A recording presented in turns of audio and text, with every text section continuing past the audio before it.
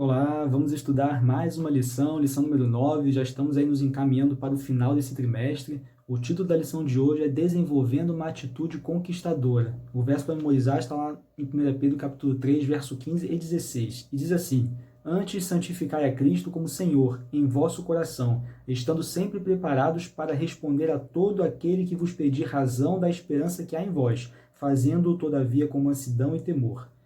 É evidente que Cristo, na sua vida aqui na Terra, em momento nenhum ele demonstrou qualquer traço de orgulho ou de arrogância. Até mesmo no momento em que ele repreendia ali os líderes religiosos, Cristo não fazia com arrogância, mas fazia com amor, desejando que eles se arrependessem dos seus erros. No trato também de Cristo com as pessoas em geral, aqueles ali que eram considerados pecadores naquela época, Cristo os tratava com dignidade, os tratava com respeito. Justamente Cristo os influenciou para o reino de Deus porque ele acreditava nelas, acreditava naquilo que elas poderiam se tornar se elas se permitissem ser transformadas. E nós precisamos ter isso em mente, que todas as pessoas, elas podem ser transformadas pela mensagem de Deus. Todas as pessoas, todas. Não podemos rejeitar ninguém. E algo fundamental para nós termos em mente que não podemos rejeitar ninguém, veja que Deus ele colocou no coração de todas as pessoas o desejo de conhecê-lo. Portanto, todos os seres humanos possuem um desejo de conhecer a Deus, mesmo que eles não saibam. Todos os seres humanos têm uma fome de Deus, mesmo que eles não saibam. Muitos tentam preencher um vazio em sua vida com outras coisas, não conseguem, porque justamente só Deus pode preencher esse espaço.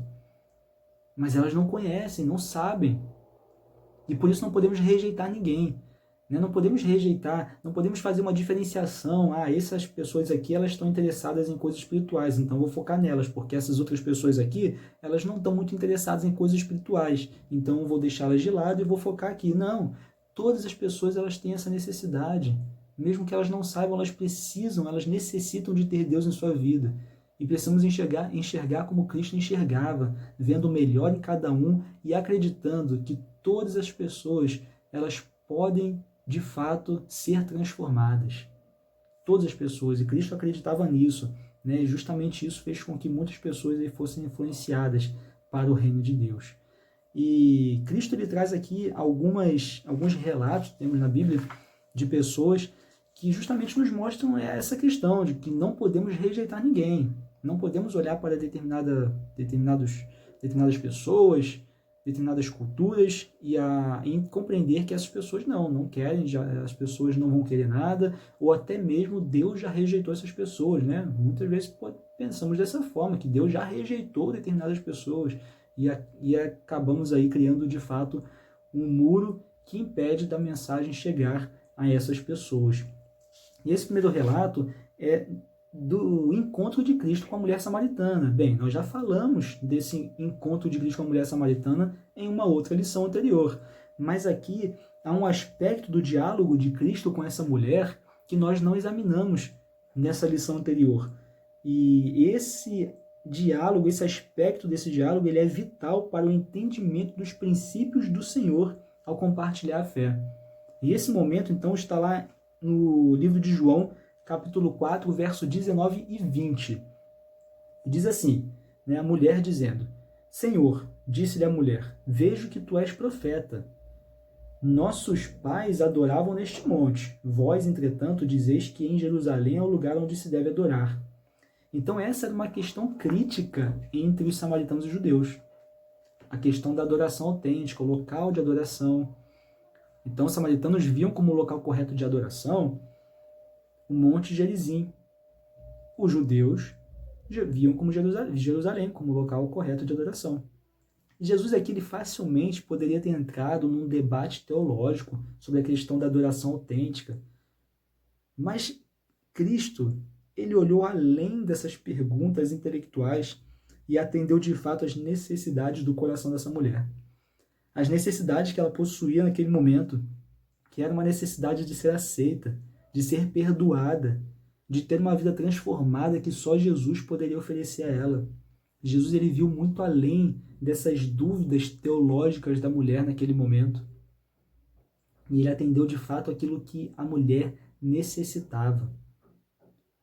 E ao fazer isso, a mulher, ela de fato, como resultado, se converteu verdadeiramente e foi uma testemunha essencial naquele povo de Samaria. Filipe, alguns anos depois, quando retornou em Samaria, ele deixa registrado e diz que Samaria recebera a palavra de Deus. Veja como foi importante Cristo atender de fato o que era necessário naquele momento. O que era necessário naquele momento, que não era uma questão de discussão teológica. Isso não era o mais importante naquela hora. Mas sim atender às necessidades verdadeiras que a mulher tinha naquele momento. E isso fez com que a mensagem fosse propagada naquele lugar. E muitas pessoas foram convertidas. Jesus, ele via sempre o que havia de melhor, de bom em cada pessoa. Ele não focou nos erros dela. Ele não focou nas questões em que ela estava ali errando com relação ao aspecto teológico, né? Com relação à adoração. Não. Mas o que ele fez foi o suficiente para abrir o caminho para que ela se convertesse e depois ali compreendesse todo o contexto. E, portanto, vemos ali um povo inteiro, né, recebendo a mensagem através da sua conversão. E isso quebrou uma barreira de preconceito em que os discípulos, então, também tinham esse preconceito com o povo de Samaria, acreditando que não, eles não iam querer saber da mensagem de maneira nenhuma. Em um outro encontro de Jesus, agora com uma outra mulher, uma mulher cananeia, e aqui também é impressionante esse encontro, quando nós entendemos de fato o contexto desse povo. Veja que os cananeus, eles tinham uma idolatria muito pesada. Eram muitas divindades, diversas divindades ali que eles idolatravam, e também eles enfatizavam ali tinham uma ênfase numa veneração com os mortos.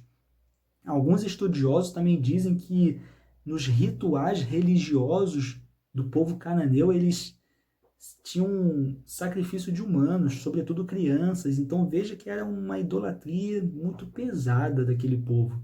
E de fato, como diz aqui na lição, né, que se havia uma pessoa a quem um judeu considerava rejeitada por Deus, intocável e perdida, era uma mulher cananeia. Então veja que o povo judeu tinha certeza que a mulher cananeia já estava perdida, já estava rejeitada por Deus. Seria inalcançável a mensagem de Cristo. E ali, veja que a mulher, então, quando chega a Cristo, né, solicitando ali que Cristo libertasse a sua filha de uma possessão demoníaca, aí a gente começa a ver a diferença em que Cristo ali agiu naquele momento. Jesus, no primeiro momento, ele fica em silêncio. A mulher faz a solicitação, Jesus fica em silêncio. E os discípulos de Cristo então falam para Jesus: Senhor, manda essa mulher embora, né, que ela já está perturbando um tempão a gente aí no caminho, manda ela embora. E Jesus então ali fala algo para a mulher que aparentemente demonstra que ele não iria atender o desejo dela. Mas veja que Jesus, ele continuou atraindo a mulher para uma fé mais profunda. O que Jesus fez era justamente para atrair essa mulher para uma fé cada vez mais profunda. E além disso, ele tinha a intenção de revelar aos discípulos a necessidade de perceber essa profundidade da fé dessa mulher, né? E perceber então que seria uma pessoa em que eles teriam rejeitado. A profundidade de alguém em que esses discípulos teriam rejeitado. E a mulher, então, ela persiste na sua solicitação, no seu pedido, demonstrando a sua fé, acreditando que Cristo poderia, de fato, ali resolver o seu problema. E no final, Cristo, então, lhe diz na frente de todos: ó mulher, grande é a tua fé. Grande é a tua fé. Eu fico pensando ali como esses discípulos reagiram nesse momento.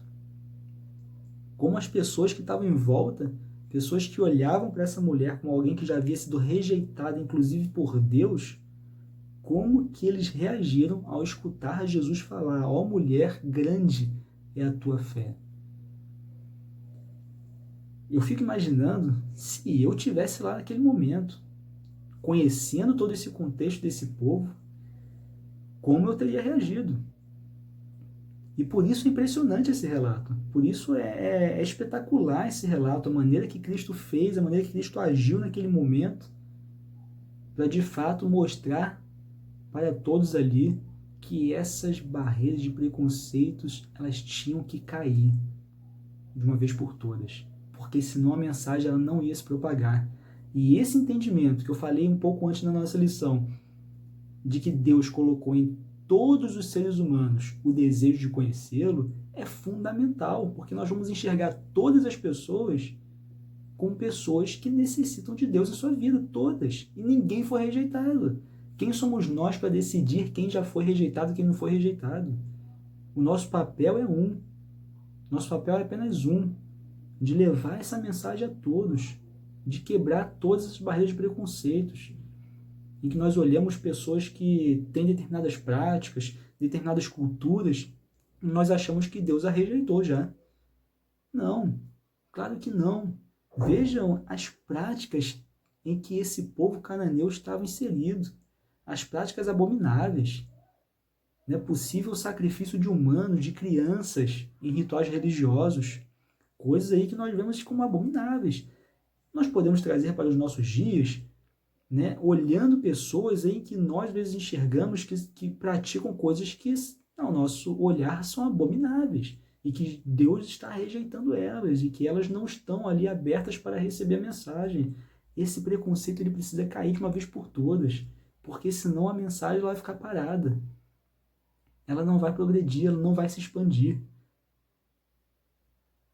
Os apóstolos de Cristo na igreja primitiva tiveram todo um trabalho ali para quebrar essas barreiras, para que a mensagem ela fosse propagada a todos os povos. Hoje nós não podemos fazer o sentido inverso, recriando barreiras, escolhendo quem vai receber a mensagem, quem não vai receber. Todos necessitam. Todas as pessoas têm uma fome de Deus. Nós precisamos apresentar esse Deus maravilhoso que é capaz de transformar a vida de todos. Que é capaz de transformar a vida de todos. E a lição traz aqui algo também muito interessante, que é uma verdade, né? Quando ela diz aqui na lição de terça, né? Parece que alguns gostam de buscar o erro nas outras pessoas. Sentem prazer quando encontram algo que alguém deixou de fazer direito, e isso faz com que se sintam melhores consigo mesmas. Né? Muitas pessoas, então, elas querem encontrar o erro nas outras, aquilo em que as outras pessoas fazem de errado, para se sentirem melhor.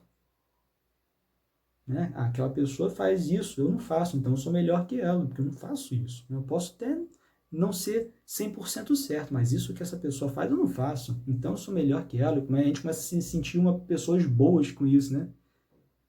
Nós precisamos agir como Cristo agiu, focando nas coisas boas de cada um, não focando nos erros para nos sentirmos melhores que alguém, até porque não somos melhores do que ninguém. Ninguém é melhor do que ninguém. Ninguém. Então nós precisamos olhar para Cristo, assim nós vamos perceber que nós precisamos da graça de Cristo, assim como todas as pessoas, precisamos do perdão de Cristo, assim como todas as pessoas, precisamos da salvação de Cristo. E necessitamos focar nas coisas boas das pessoas, focar nas coisas boas, para potencializar essas coisas boas das pessoas. E aquilo que as pessoas fazem de errado, de ruim, quando elas aceitarem a Cristo, permitindo que o Espírito Santo transforme a sua vida, elas também poderão ser transformadas. Mas sempre seremos pecadores necessitando da graça de Cristo, sempre. Por isso precisamos focar nas coisas boas de cada um. E esse era um aspecto fundamental aqui de Cristo, enquanto ele estava aqui na Terra, que era focar nas coisas boas. Pegava ali o mais pecador de todos e focava na coisa boa, naquela pessoa. Focava em algo positivo. E isso fazia com que aumentasse essa fé que a pessoa já possuía. E já nos encaminhando aqui para o final, a lição de quinta-feira traz uma questão extremamente importante. O título da lição de quinta, equilíbrio entre verdade e amor. Equilíbrio entre verdade e amor. Veja que Jesus ele não deixou de apresentar a verdade por causa do amor, pois isso não seria amor. Então veja, deixar de apresentar a verdade a alguém por medo da pessoa talvez não aceitar a mensagem, ou talvez por essa mensagem ir de encontro com algumas práticas dessa pessoa, E a gente então justifica que não vou apresentar a mensagem não porque eu amo essa pessoa, então não vou apresentar porque essa mensagem não vai cair bem na pessoa, digamos assim, né? E isso acaba não sendo amor. Porque se eu tenho uma mensagem, uma verdade, que é algo bom para minha vida, que transformou a minha vida, é claro que eu quero apresentar para essa pessoa também. Se eu a amo de verdade, eu irei apresentar essa mensagem. Agora veja, a verdade sem amor leva a um legalismo asfixiante, que sufoca a vida espiritual. A verdade ser apresentada sem amor pode cair aí num legalismo que vai asfixiar a vida espiritual da pessoa. Os fariseus faziam, o que os líderes religiosos da época de Cristo faziam. Apresentavam um monte de verdade, um monte de regras em cima de regras, sem amor, né? Regras ali que eles inventavam, muitas delas, que tornavam cada vez mais difícil a vida cristã e a vida espiritual da pessoa.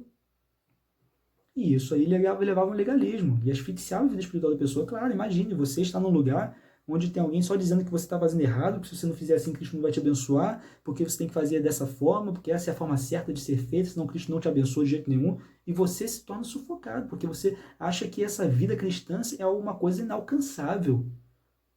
Inalcançável, e esse legalismo, então, acaba asfixiando a nossa vida espiritual.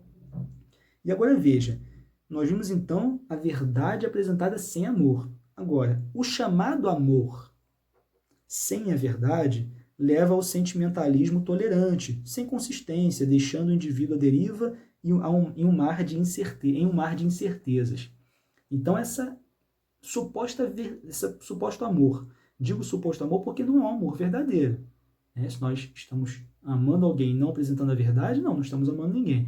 Mas esse suposto amor sem a verdade, então, vai nos colocar num terreno muito perigoso, que é aquele chamado aí o relativismo, né? Onde a gente começa a relativizar tudo, você, né, começa a mostrar para a pessoa que está bem do jeito que está, não precisa mudar nada. O importante é você amar a Cristo, né? O importante é você aceitar a Cristo e pronto. E aí acaba deixando a pessoa num mar de incertezas. Né? Então isso também não é um amor. Não é um amor verdadeiro. O amor verdadeiro, aí sim, vem junto com a verdade. Então a verdade apresentada com amor de verdade leva a uma experiência cristã genuína, que dá direção, propósito e certeza. Então veja que muitas pessoas, eu já ouvi isso em alguns momentos da minha vida, a pessoa dizer assim: nós precisamos amar o próximo, nós precisamos amar as pessoas, mas não podemos deixar de apresentar a verdade. Veja que há uma falha grande nessa frase. E eu vou te explicar.